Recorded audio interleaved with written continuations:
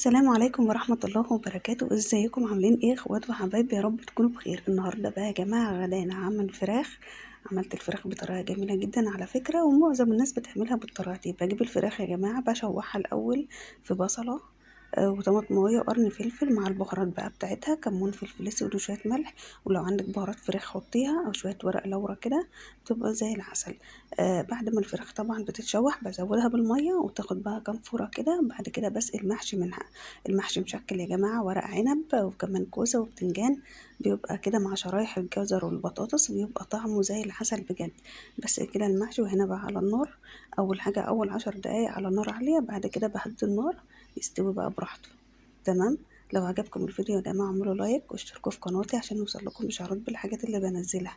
واللي اول مرة يشوف فيديوهاتي ينزل بقى يشترك في قناتي يا جماعة، مش تنسوا بقى. هنا بقى المحشي بعد ما استوى كده بفضيه في الصينية بألف هنا وشفا على قلوبكم. اتفضلوا معانا بقى يا احلى فانز في الدنيا. لو عجبكم الفيديو مش تنسوا بقى تعملوا لايك. باي باي.